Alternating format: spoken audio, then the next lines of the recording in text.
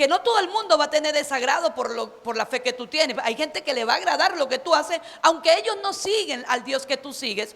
Este hombre, cuando vio que Daniel había, digamos, desacatado la ley o el edicto que se había creado, se entristeció a tal punto, pero tenía que cumplir también con su edicto, con su decreto, y lo envió al pozo de los leones o al foso de los leones. Y dice que un día se paró el rey y estaba entristecido y llamó a Daniel: Daniel, Daniel, ¿estás allí? Imagínate.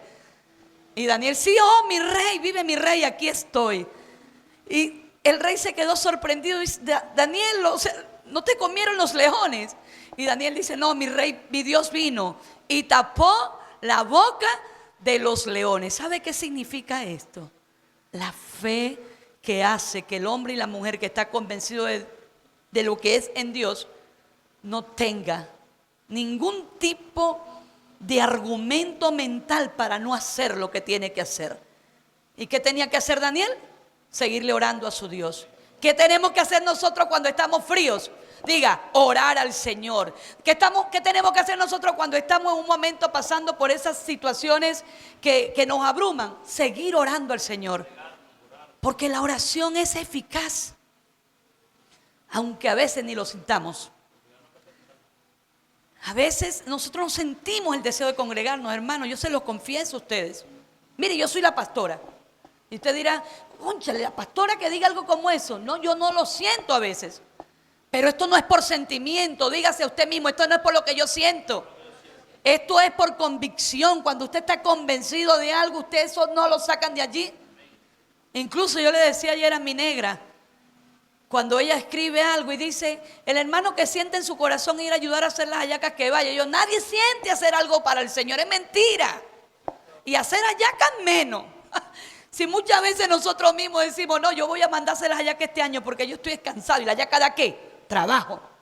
Pero ¿sabe qué es lo que yo sí siento en ese momento? No sentimientos, que sí es lo que yo siento, es la satisfacción más gloriosa de saber que lo que estamos haciendo no lo hacemos como para los hombres, lo hacemos como para el Señor, porque de Él es que viene la recompensa. Dele un fuerte aplauso al Señor, el que le va a traer recompensas y recompensas compensatorias. Mire, Dios no se queda con absolutamente nada de lo que nosotros estemos haciendo como para Él. Inclusive congregarnos, porque es que cada vez que yo me congrego, aunque no sienta, aunque esté cansada, aunque esté fatigada, mire, ese día yo recibo una impartición de gracia. Ese día yo recibo, es como cuando alguien, por ejemplo, no fue al liceo. ¿Cuántos aquí no van al liceo un día y ese día hicieron de todo? ¿Ah? ¿Nunca les ha pasado a los estudiantes? A mí me ha pasado como estudiante, que ese día que yo no fui, ese día el profesor le dio ganas de explicar bien el ejercicio que nunca había explicado. Y entonces como que te perdiste eso. Y así pasa en la iglesia. Aunque a nosotros nos enseñaron nuestros pastores que cuando nos consiguiéramos un hermano que tenía tiempo que no veíamos en la iglesia, no le dijéramos: ay, hermano, te perdiste la bendición. No, no le dijéramos eso, lo abrazáramos. Pero yo creo que sí es real. Nos perdemos la bendición cuando nosotros no nos congregamos. ¿Cuál es esa bendición? Es la palabra. Porque ¿qué es lo que bendice al ser humano realmente? Es la palabra de Dios. No es otra cosa, no es la bendición del pastor: hermano, Dios te bendiga. No es la bendición del hermanito que te diga: hermano, Dios te bendiga. No, es la palabra del Señor. Y esa palabra es viva, esa palabra es eficaz, esa palabra produce en nosotros el querer como el hacer. Por eso es que allí sí se cumple, que no es por sentimiento, pero sí es por decisión. ¿Cuál es la decisión? Yo elijo servir, yo elijo dar. Yo elijo prestar mi servicio a la orden del Señor. Yo elijo amar. Yo elijo perdonar. Yo elijo sonreír en medio del problema. Porque sinceramente, hay momentos que nuestra cara tiene que ser lavada para nosotros salir y seguir avanzando en esta tierra. Para nosotros decir: yo con Dios, todo; sin Dios, absolutamente nada. Quiero compartir con ustedes un pasaje que está en la Biblia, en el libro de Josué. La historia es larga, pero se la voy a hacer corta. Quiero contarles la historia de por qué nace este episodio, o de dónde sale este episodio de Josué capítulo 3. Dice que Josué pues es el sucesor de Moisés. ¿Recuerdan?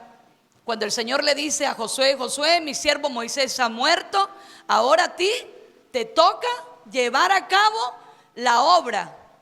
No fue que se estancó, no, ahora te toca a ti llevar este legado, pues, que era poder llevar a la gente hasta la tierra prometida. Recordemos que Moisés no entra, Josué entra con la gente. Pero este Josué está en el capítulo 3 escuchando que los sacerdotes, o escuchando la voz del Señor, donde el Señor dice que va a hacer grandes proezas a través de él. Y había que tener una demostración. Mire, las grandes proezas se demuestran. En esta demostración la orden es que iban a ir hasta el río Jordán y allí iba a acontecer algo sobrenatural, un milagro portentoso. Diga, milagros portentosos. ¿Cuántos tienen esperanza de un milagro portentoso? Claro que tenemos que tener eso, porque es que nosotros los creyentes, los que creemos en Dios, sabemos que los milagros son sobrenaturales. Lo natural lo hacemos usted y yo, ¿verdad que sí? Pero lo sobrenatural, ¿quién lo hace? Diga, mi Señor, pero lo hace a través de nosotros, diga, lo va a hacer a través de mí. Entonces, ¿qué ocurre? Que la orden de los sacerdotes, que se las dan a los principales, o sea, a los líderes, a los jefes, es que vayan de casa en casa o de tienda en tienda, porque realmente ellos vivían en tiendas, y les digan a todos ellos que los sacerdotes van a llevar el arca hasta el río Jordán, pero que no se pueden acercar, o sea, no se podía acercar hasta 1 kilómetro. O sea, ellos iban a seguir el arca y a los sacerdotes, pero a 1 kilómetro de distancia.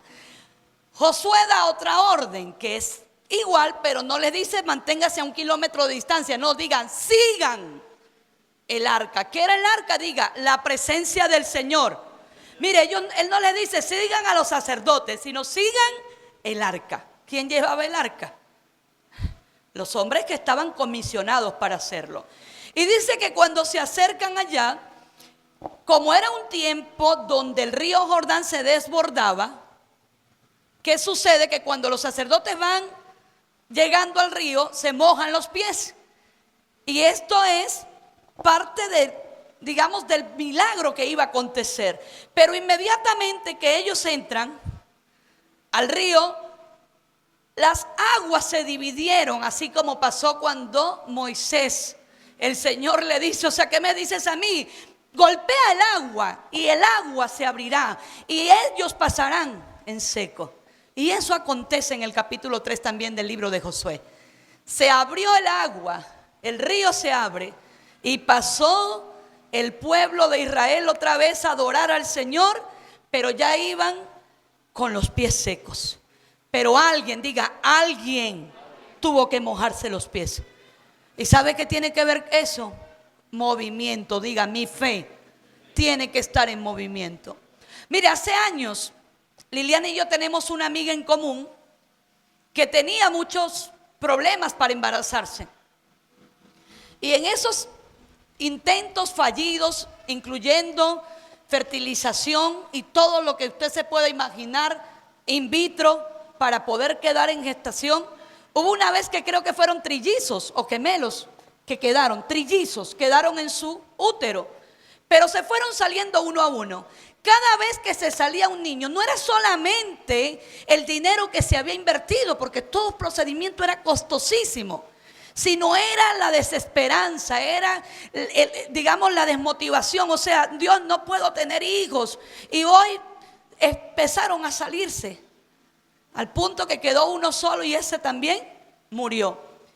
Liliana en ese momento fue a visitar a esta muchacha. Pero Liliana tomó una fe que le mojó los pies. ¿Por qué? Porque Liliana, ella no solamente fue a visitarla, a darle el pésame, a compadecerse de la muchacha porque era su mejor amiga o es su mejor amiga, y a decirle, oye, pobrecita de ti, tranquila, en algún momento será, si no, bueno, vas a adoptar. No, ella no fue con eso. Ella se llevó una bañera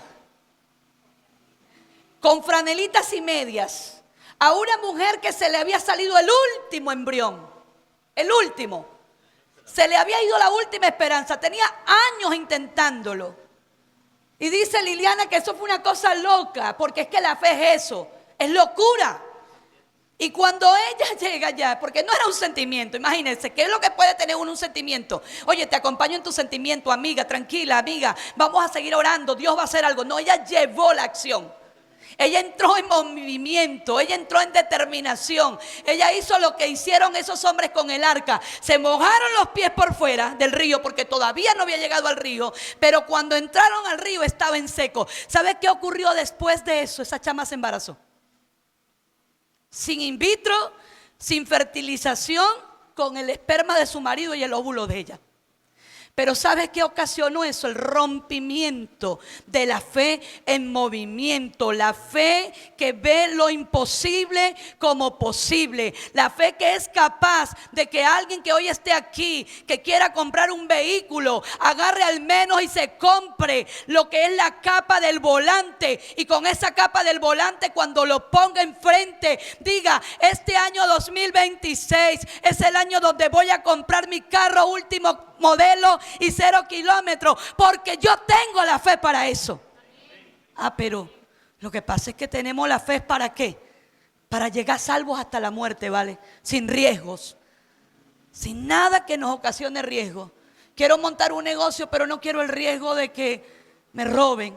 No quiero el riesgo de meter un empleado, que tenga yo que pagarle a un empleado. Esos son los riesgos cuando tú emprendes un negocio. Porque cuando emprendiste el negocio, tú no estabas pensando, ¿verdad que no?, en el que ibas a emplear. Pero como tu negocio comenzó a demandarte demasiado tiempo, vas a tener que emplear a alguien y vas a tener que correr el riesgo de que esa persona realmente te bendiga tu vida, o necesariamente que tú tengas que salir de esa persona y metas a otro en tu negocio.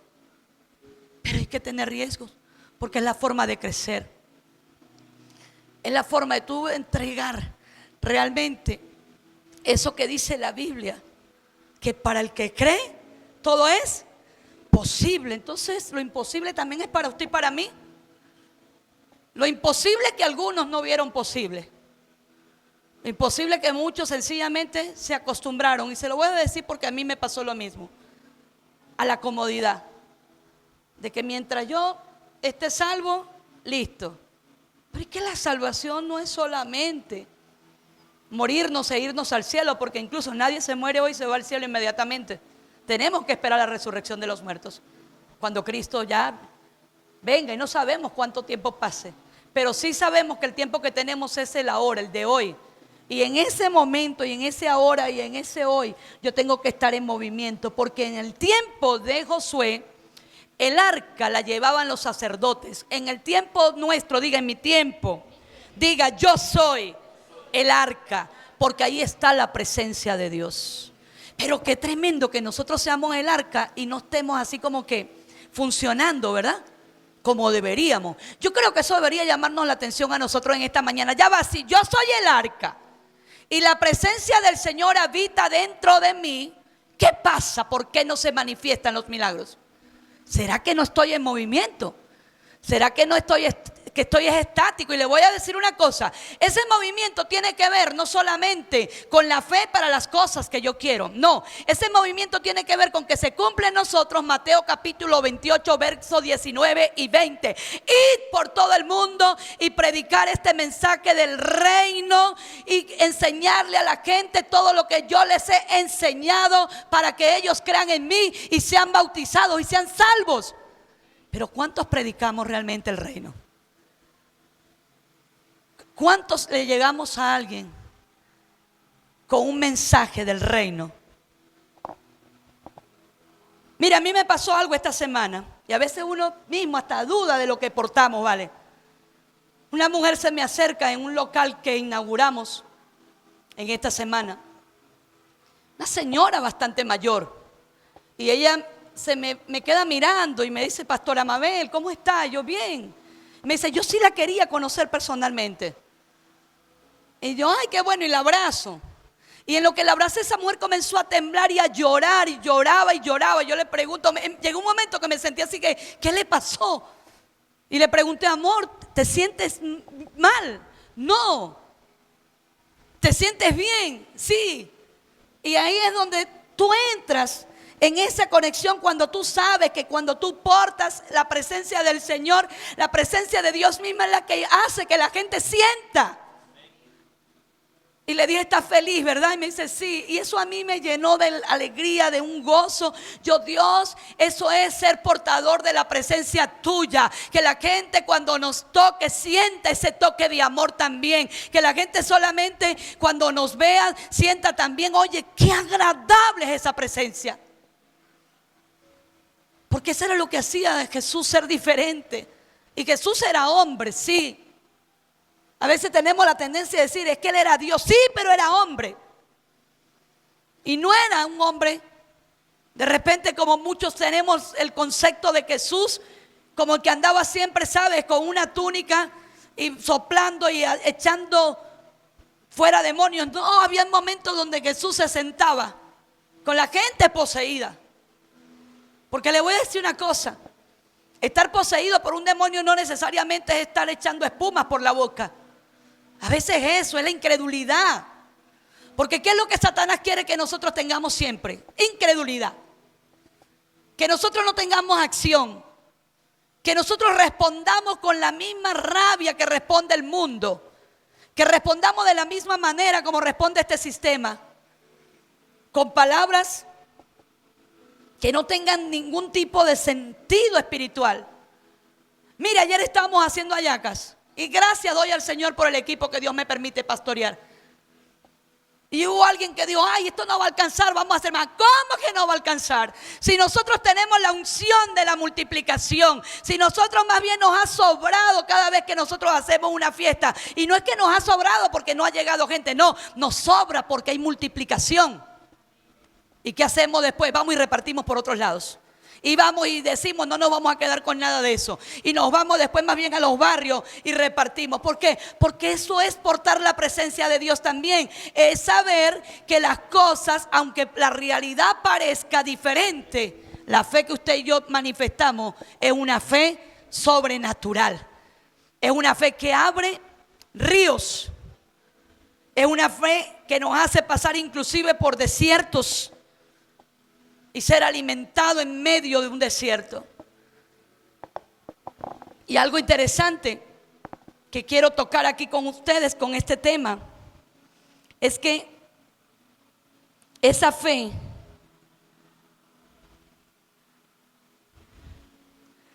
dice que la vida cristiana es una vida en movimiento. Diga, la vida cristiana. Diga ese movimiento. Si no estoy en movimiento, estoy seco. Si no estoy en movimiento, estoy paralítico, estoy paralizado. Ahora, Jesús nos pone en movimiento con propósito. Diga, con propósito. Por eso es que dice, vayan y hagan. Él nos pone en movimiento para ver su poder, ¿qué? Sanador. Para eso es que Jesús nos pone a nosotros en movimiento. ¿Para qué? Para que vayamos y sanemos a los enfermos. Amén. Jesús nos pone en movimiento para dar a conocer la esperanza de su mensaje. El mensaje de Jesús es esperanza. Jesús nos pone en movimientos para que generen la caída de toda fortaleza personal. Ahora, Hechos capítulo 17, verso 28 dice, porque en Él vivimos, nos movemos y existimos. Diga, en Él vivimos, nos movemos y existimos.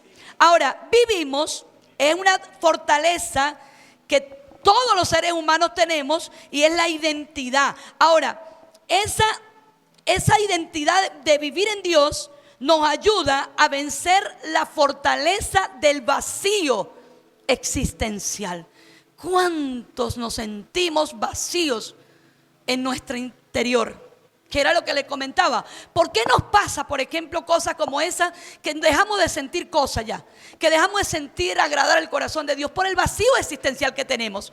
Por eso es que cuando yo comprendo que en Él yo vivo, que en Él yo existo y que por Él es que yo me muevo, digamos que eso se cae en el nombre de Jesús.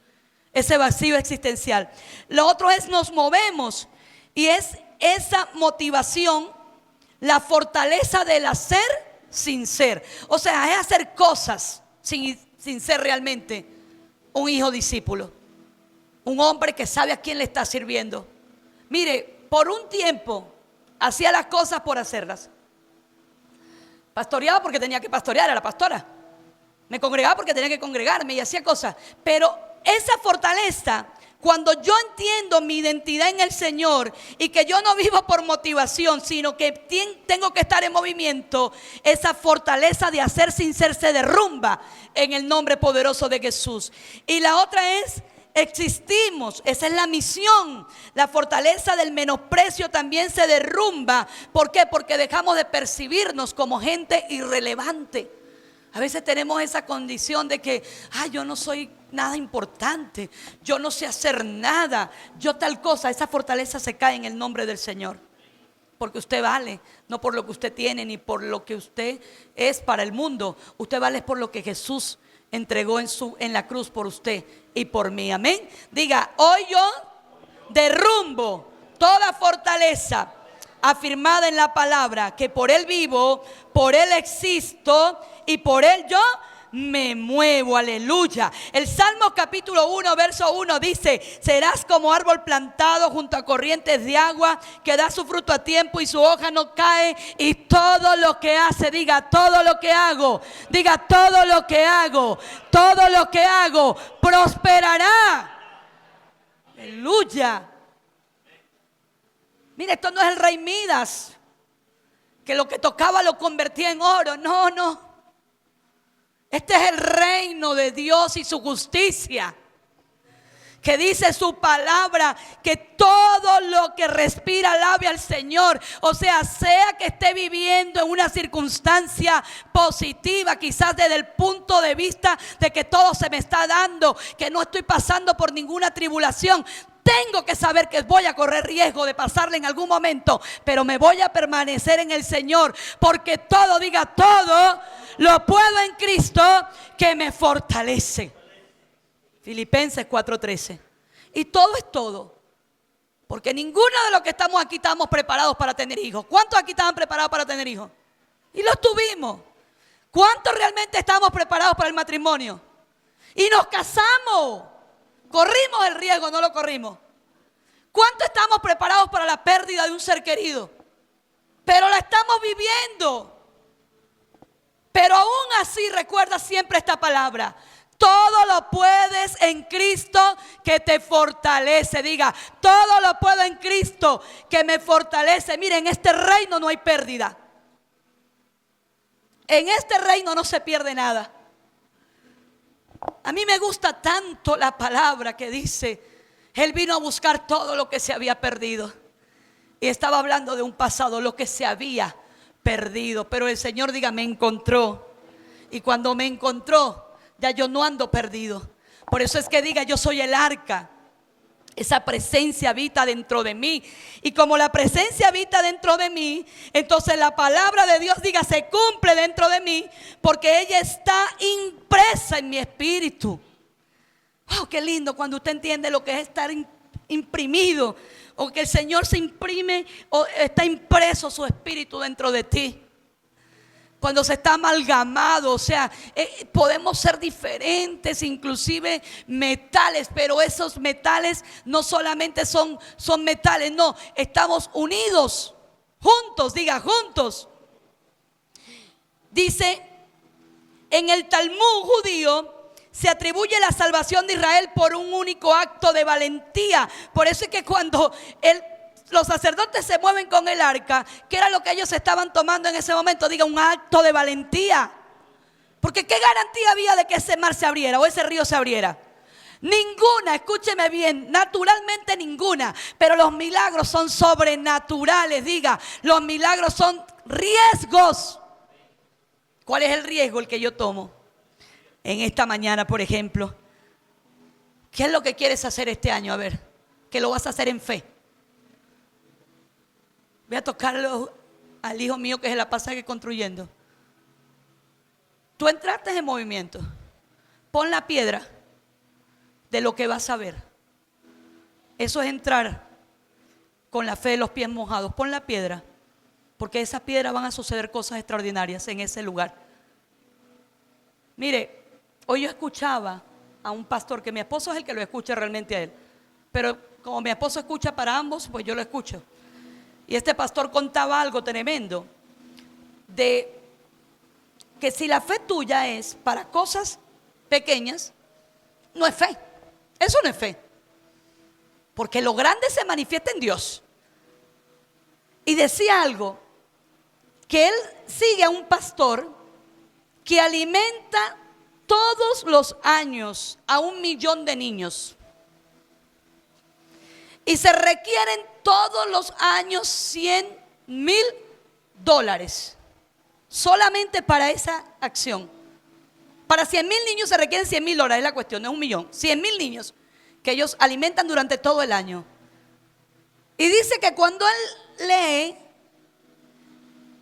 en un diario de que una persona donó $100 millones para una universidad, él dijo: Señor, si aquí hubo un donador para una universidad, tú vas a poner un donador para este ministerio, porque este año nosotros vamos a comenzar a alimentar muchos niños. Y eso sucedió. Y nosotros estamos creyendo para eso este año. Mire, yo desde que escuché a una mujer decir que ella estaba en un retiro y estaba orándole al Señor para que Dios enviara las finanzas para la construcción del templo. Y dice que ese día recibió una llamada de un hombre que era Juan Luis Guerra, porque esto es en República Dominicana. Y le digo, estaba tranquilo y sentí el deseo de contactarla porque quiero saber cuánto cuesta la construcción de su templo. Pero le voy a decir una cosa que el Señor me lo está enseñando a mí también. Antes de que tú vayas a pedirle algo al Señor, sepa primero qué es lo que usted realmente necesita. No lo que quieres, lo que usted realmente necesita. Y póngale a eso. Inclusive si es algo que usted necesita para beneficiar el reino en esta tierra, para beneficiar a la gente, para que su familia sea beneficiada, usted tiene que saber cuánto eso cuesta. Porque cuando usted sabe cuánto cuesta, usted dice: esto no lo puedo pagar yo. Esto solamente lo puede pagar es el Señor. Esto no lo voy a hacer contando con los recursos que a mí me entran. Esto lo voy a hacer contando con los recursos del cielo, donde el Señor dice: mía es la plata, mío es el oro. Pídeme y te daré. Ahora, el Señor lo dice. Y yo no vengo con un mensaje hoy de dinero.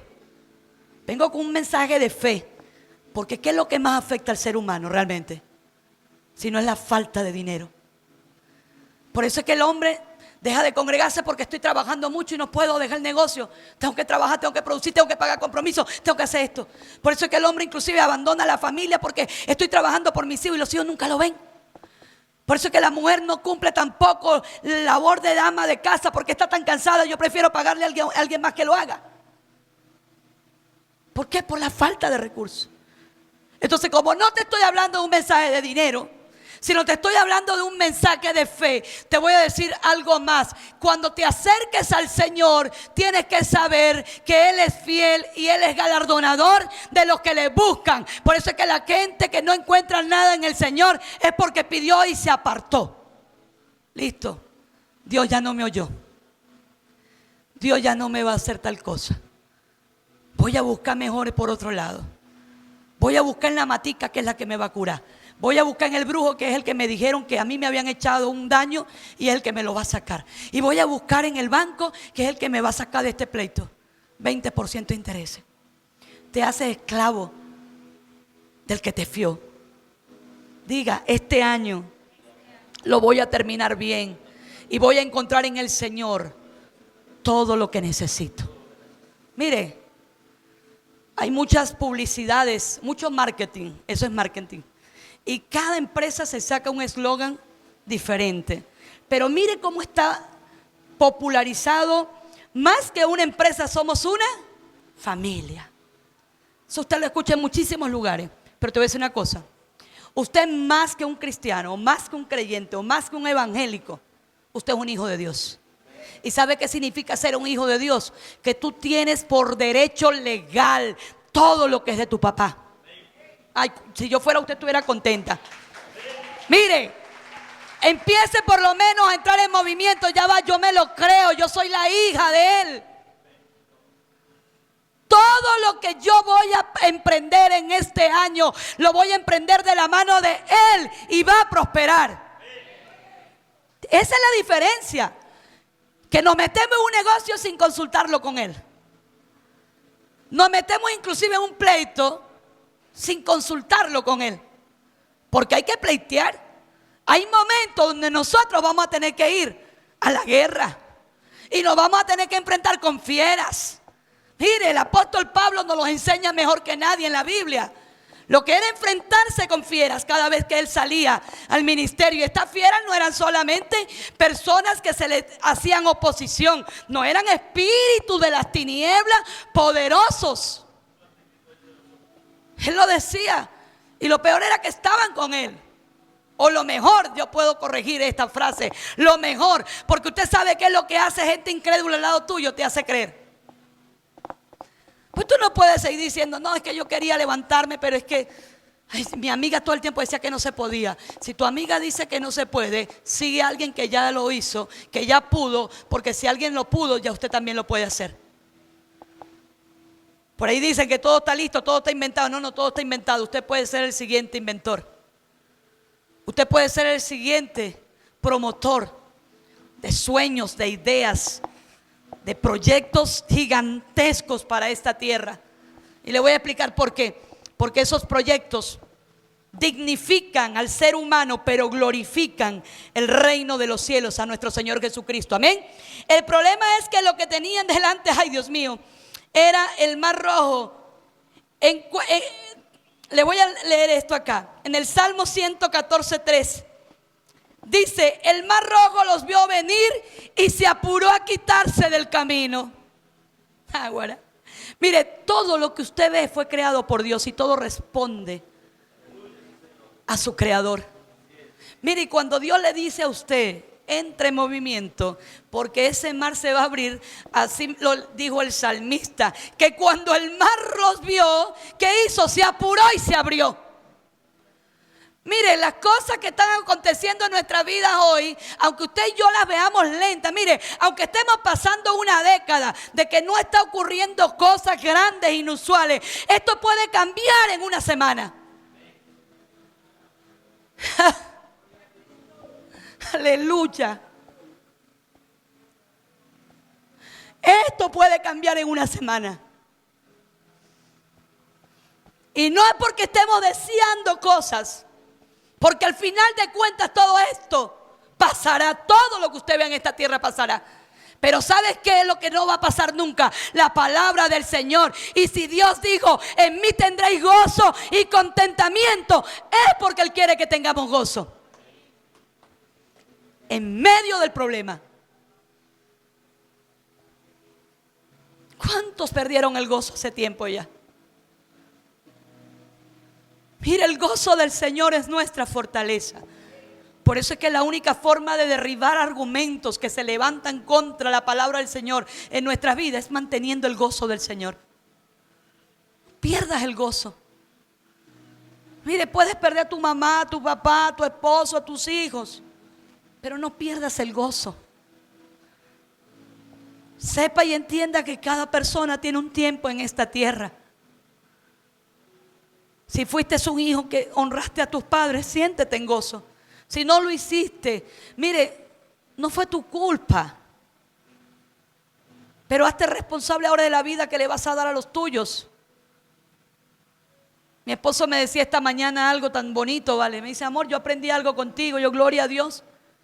Es que nosotros no somos culpables de las cosas que nos pasaron, pero sí somos responsables de la forma como vamos a vivir con ese pasado. Si vivo martirizado o si vivo en paz, aún sabiendo que Dios hace todos los días misericordias nuevas y cada día es renovado. ¿Para qué? Para que yo viva gozoso en el Señor, para que yo viva contento, que tenga contentamiento en todo tiempo. Por eso es que alguien tiene que estar dispuesto a mojarse los pies. Diga, yo estoy dispuesto a mojarme los pies. Yo estoy dispuesto a mojarme los pies este año por la construcción de este local. Este año lo vamos a terminar bien en el nombre del Señor. El año que viene, en el nombre del Señor Jesucristo, Dios va a enviar todos los recursos que hagan falta. Pero yo estoy dispuesta a mojarme los pies porque es una fe en acción. Yo estoy dispuesta a seguir orando y creyéndole al Señor. Pero estoy dispuesta a venir aquí y supervisar la obra, cómo se levantan los muros, cómo se va a levantar también el techorrazo, cómo se pone la iluminación, cómo se va a poner porcelanato en este piso, cómo vamos a tener áreas verdes de jardinería, piscina. Yo estoy dispuesta. Por eso es que cuando los sacerdotes entraron con el arca y ellos dijeron manténgase 1 kilómetro, el líder, el hombre que Dios le dijo tú vas a meter a esa gente en la tierra prometida, él dijo sigan la presencia del Señor. Él no dijo sigan a los sacerdotes, no, dijo sigan el arca. Dios va a llevarnos a nosotros a este tiempo de fe, de crecimiento, de fe para lo sobrenatural. Recuerda eso. Van a suceder cosas muy tremendas. Nuestra fe va a ser mire, sacudida, porque nos vamos a dar cuenta realmente si hemos vivido por fe o por vista. Y esto no es por vista, porque honestamente cuando uno llega acá y ve ese poco escombro y ve todo y dice esto le falta mucho para terminarlo. Pero como la convicción es la fe, esto no le falta nada. Esto falta es que mojemos los pies y entremos, porque el Mar Rojo está atento a la voz del Creador también para abrirse y abrir paso rápidamente en el nombre poderoso de nuestro Señor Jesucristo. Aleluya. Y a su nombre. Gloria a Dios. A Él es que damos gloria. Ahora, sin movimiento no hay milagro. Diga, sin movimiento no hay milagro. Te quedes estático. Tienes que moverte. Porque si Pedro no se bajaba de la barca, no caminaba sobre el agua. Lo hizo, diga, se movió. Si los sacerdotes no metían el pie en el Jordán, no se abría en dos. Quizás Dios está esperando que te metas en el agua para que veas tu milagro. Dios lo que está esperando es que te metas en el agua. Hay gente que no quiere poner en movimiento a través de la fe porque temen correr riesgos. Pero ya vivir es correr riesgo. Y si oro y no se sana el enfermo, vean. Por eso es que no asumen el riesgo, porque usted no es el que sana a la gente, es Jesús. Es Jesús. Aleluya. La pobreza, todos los días corremos riesgos. Solo por vivir ya es un riesgo. Ahora usted y yo no decidimos vivir sin riesgo. Usted y yo solo decidimos qué riesgo vivir. Aprenda esto. Usted y yo no decidimos vivir sin riesgo. Usted y yo solo decidimos qué riesgo vamos a vivir. ¿Cuál es el riesgo que vamos a asumir a partir de ahora? ¿El riesgo de tan solo estar o el riesgo de la fe? Tu vida y mi vida están expuestas al riesgo, pero tú y yo decidimos a cuál nos vamos a exponer. ¿El riesgo de perdernos o el riesgo de ir desafiados cada día una milla más? Hay gente que no quiere correr el riesgo de la fe porque está muy preocupado por cómo otros lo vean. ¿Cómo te ve la gente? ¿Qué tanto? ¿Cómo te ve Dios? Es impresionante que estamos más preocupados de cómo la gente nos observa. ¿A qué Dios está observando en nosotros? Mire, Einstein dijo una gran verdad. Preocúpate más por tu conciencia que por tu reputación. La conciencia es lo que eres, la reputación es lo que los demás piensan que eres. Los sacerdotes cargaban el arca, pero eso no los excluía de correr el riesgo de creer. El arca es la figura de la presencia. En Colosenses 1:27 dice: Cristo en ustedes, esperanza de gloria. Diga, yo soy el arca ahora. En Gálatas 2:20 dice: he sido crucificado con Cristo y ya no vivo yo, sino que Cristo vive en mí. O sea, usted y yo, a diferencia de esos sacerdotes que cargaban el arca, hoy usted y yo llevamos el arca en nuestro corazón. Amén. Primera de Juan 4:4 dice: mayor es el que está en nosotros que el que está ¿dónde? En el mundo. Pero al igual que estos sacerdotes, usted y yo, diga usted y yo, seremos movidos por su presencia a ser probados en la fe. Santiago 2:26 dice: la fe sin obras está muerta. Hay que obrar, hay que tener obras. Debemos entender que si queremos que Dios haga lo sobrenatural, usted y yo debemos hacer ¿qué? Lo natural. ¿Qué queremos que Dios haga? ¿Qué? Lo sobrenatural. ¿Qué vamos a hacer nosotros ahora? Lo natural. Lo pregunté la semana pasada: ¿cuántos quieren viajar? Pero viajar con propósito. No viajar porque ven que otros están viajando a París, porque otros están yendo a ¿cómo se llama? A Holanda. No, viajar porque tienes propósito. Vean, recuerda lo que les estoy hablando del principio. No es que yo quiero, es que yo necesito realmente. Viajar porque voy a llevar las buenas nuevas de salvación a otras latitudes, a otros continentes. ¿Sabía usted que hay gente que no conoce de Jesús? Y usted dirá: ¿cómo que no? Si aquí en todas las esquinas. No, usted no vive, el mundo no es donde usted nada más vive. Nosotros tenemos un mundo muy grande. Mire, yo estaba viendo un documental de unos misioneros que compraron una avioneta solamente para recorrer una parte de la Amazonía, donde habían indígenas que nunca habían sido descubiertos por nadie. ¿Y sabes cuál es el riesgo que ellos corren? Que se los coman. Pues ellos no saben si esa gente son caníbales. ¿O usted cree que ellos, todas las personas que están por allí, comen carne y pollo como usted y como yo? Y sardina. Hay misioneros que han sido comidos por algunas etnias. Y dice que cuando ellos llegaron y tenían su avioneta y avistaron en una parte ahí en la Amazonía y vieron la gente que ellos estaban buscando, pero ellos estaban estudiando esa etnia, ellos tenían tiempo ya, hicieron el mapeo geográfico y todo, oraron al Señor, el Señor les respondió y adquirieron una avioneta, les regalaron la avioneta porque ellos querían sobrevolar esa área primero. Y cuando ellos llegaron allá, ellos tenían una alegría de poder llegar a ese lugar y decirles que Jesús es el Salvador. Y usted dirá: pero ¿y si? ¿Para qué? ¿Qué tanto? ¿Qué falta? Porque este evangelio, dice la Biblia, que tiene que ser predicado a toda criatura. Porque en Apocalipsis dice que cuando estaba el ángel del Señor mostrándole la gran visión, dice: y vi venir vestidos con ropas blancas, emblanquecidos, de toda tribu, de toda etnia, de toda raza. Gente de fe en movimiento. Y nosotros nos cuesta hablarle al vecino de al lado de Cristo, porque lo que hacemos es pegar gritos en la casa todo el día. Y somos los que portamos la presencia del Señor.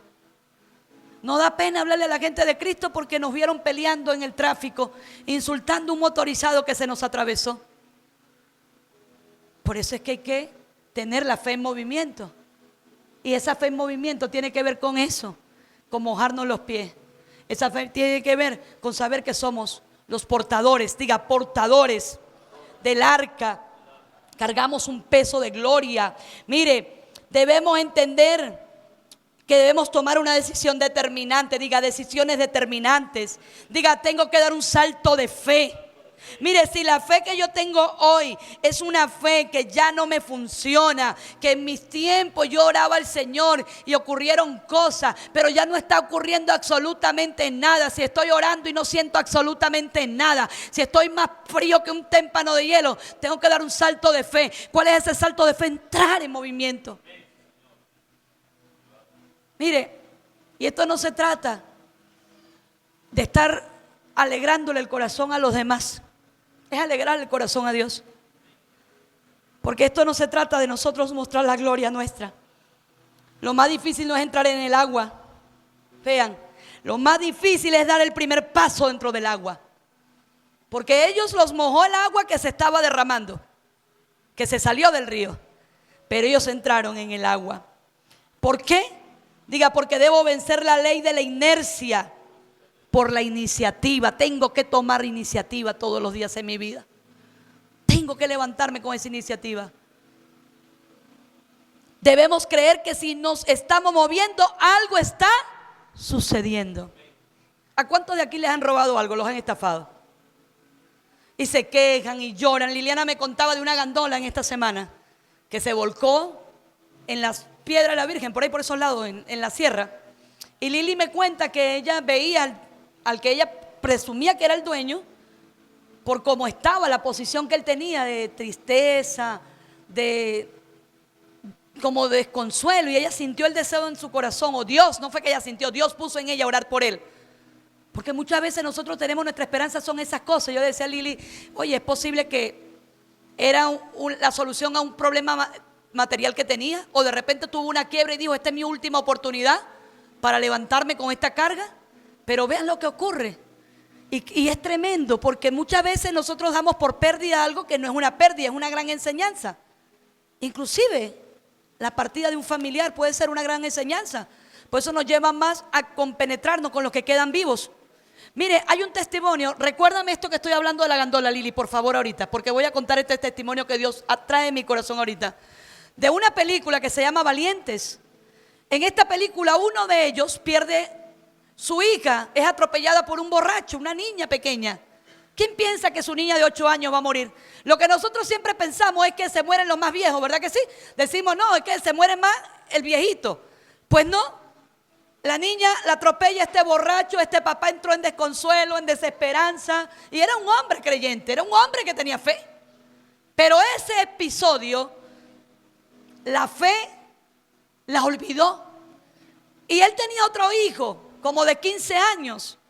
Y este hombre estaba tan inmerso en el dolor que él sentía por la muerte de la hija que se olvidó del otro. Nunca tuvo un tiempo para compartir que el otro también sentía el dolor de la pérdida de su hermana, pero él tenía que seguir. Y dice, no, porque es que yo ya estoy predicando como la Biblia, pero la película nos enseña que este hombre como que reacciona, porque todos tenemos un momento de despertar. Que ninguna pérdida es para su totalidad. Toda pérdida tiene una gran enseñanza. Toda pérdida. Este hombre no valoraba a la familia. Incluso esa niña, unos días antes de ser arrollada por el carro, llegaron a un lugar a comprar y había una música y ella quería bailar con el papá. Papá, vamos a bailar, y el papá no quiso porque le daba pena el qué dirán, qué va a pensar la gente de afuera. Y no bailó con su hija. Lo que a él más le dolía era no haber bailado con su hija. Mire, le voy a decir una cosa. Cuando alguien muere, no se arrepienten de lo que hicieron, sino de lo que no hicieron. No sea usted el que se esté muriendo y se arrepienta de no haber hecho lo que tenía que hacer. Abrazar más.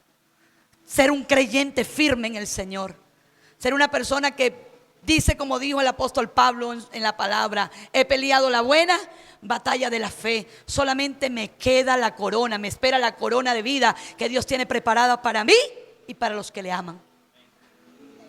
No es como te mueres, no es en la forma que mueres, es como vives mientras estás en esta tierra.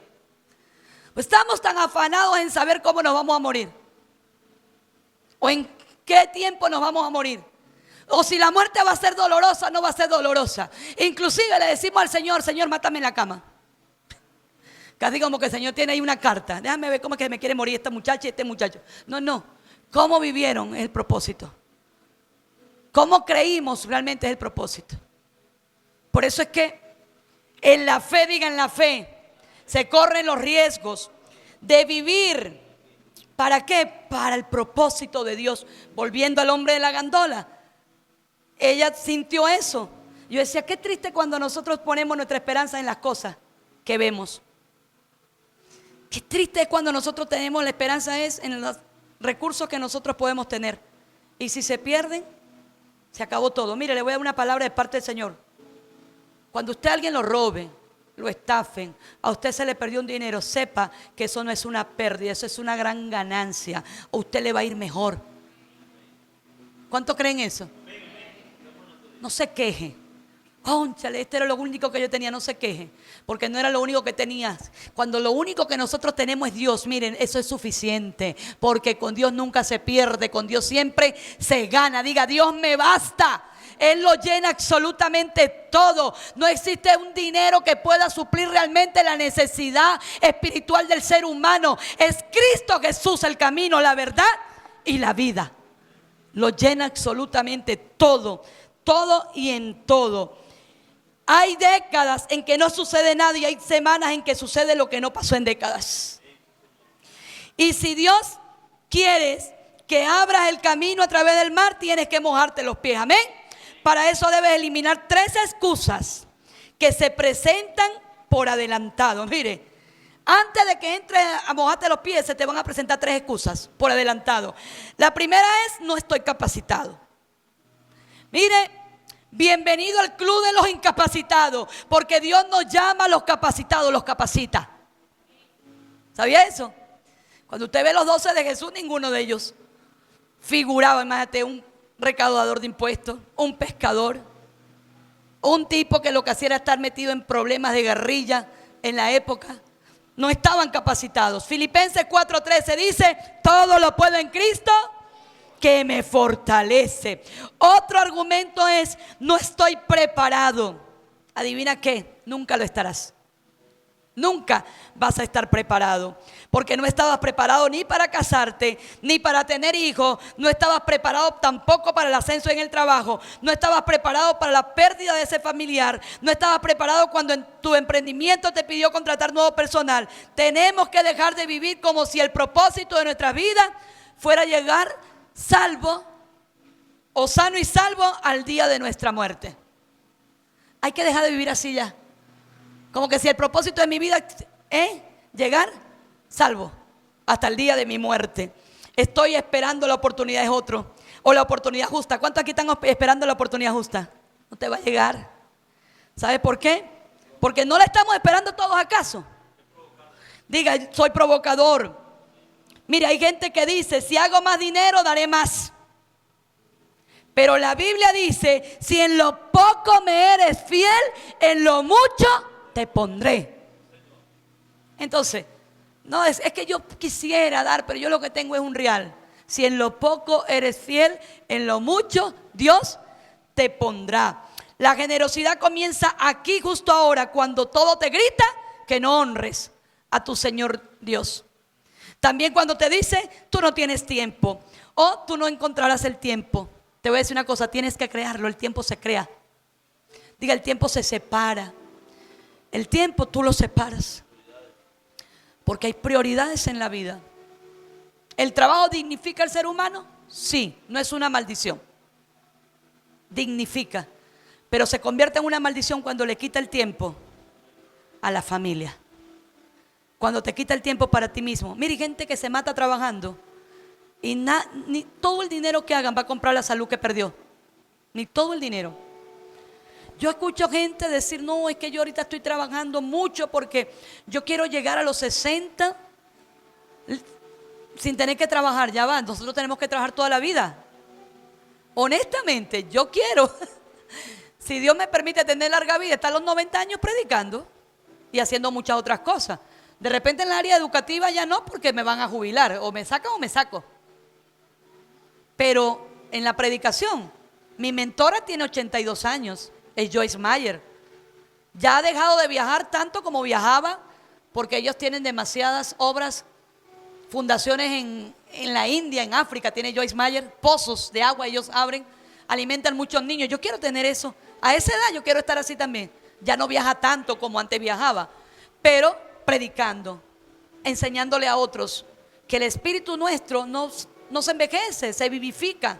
Aunque este cuerpo exterior, dice la Biblia, se desvanezca, se desgaste, el espíritu que está entre nosotros se rejuvenece. Pero ¿cómo se rejuvenece, mis hijos? Por la fe. Por la fe que moja los pies. Miren, nunca piense que está muy viejo para conquistar el negocio que tú soñaste de joven. No está muy viejo. Nunca digas que estás muy joven para hacer las cosas que tienes que hacer ahora. Tampoco está muy joven. Todo tiene su tiempo. Pero este va a ser un año, mire, yo estoy tan convencida de este año de 2026, que es el año de los frutos, de la fructificación. Porque estamos en un año de siembras. Esto es un año de siembra. Edificar es sembrar. Pero la fructificación es lo que se sembró. ¿Qué sembramos durante este año? Estás a tiempo de seguir sembrando. Y si todavía tienes en la mente que cuando te hablan de siembra es bolsillo, tienes problemas graves de codicia en tu corazón. Graves. Porque no es bolsillo la siembra, es el corazón del hombre. Lo que el hombre piensa, así el hombre es. Por eso que vivimos con tantas insatisfacciones, con tanta falta de fe, tanta falta de amor. Mire, la palabra no penetra, no llega al cumplimiento. Mire, yo valoro mucho a la gente que se sienta acá, que después de acostarse tarde en la noche, que llegaron a sus casas a las 4 de la mañana y se vinieron a un servicio a las 9 de la mañana. Yo valoro eso. Eso es bueno porque eso es parte de un sacrificio que nosotros los seres humanos hacemos. Pero quiero dejarte bien claro que hacer sin ser no es correcto. Y hacer sin ser es como que porque me ven, porque no quiero que piensen mal de mí o no quiero que me cuestionen mi fe o que me critiquen. Mire, tu fe va a ser cuestionada. El primero que la va a cuestionar es tú mismo, porque tiene que ser cuestionada. Ya va, esto no es idea mía. Usted mismo tiene que cuestionarse. Ya va, esto no es idea mía. Esta idea viene de Dios. Y si viene de Dios, esta idea tiene que prosperar. ¿Por qué? Porque yo entro en acción. Y esa cuestión o ese cuestionamiento no es un argumento malo desde la perspectiva de la Biblia. Porque ¿qué pasó con la multiplicación de aquella comida? Señor, manda a esta gente que se vayan. No tenemos que darle de comer. Ellos sabían que no había. Pero el Señor dice, vayan y busquen. Entre alguien allí tiene que haber algo. ¿Y qué hicieron ellos? Salieron a buscar. Ellos creyeron y salieron a buscar. ¿Y qué encontraron? Panes y peces. Pero cantidades para 2 personas. Pero se alimentaron más de 25,000 personas ese día. ¿Qué vas a buscar tú a partir de ahora, después de escuchar esta palabra? ¿Qué vas a buscar? Mira, aprenda esto, lo grande comienza pequeño. El problema está cuando queremos comenzar cosas, pero no las empezamos porque no tenemos las cosas grandes. No.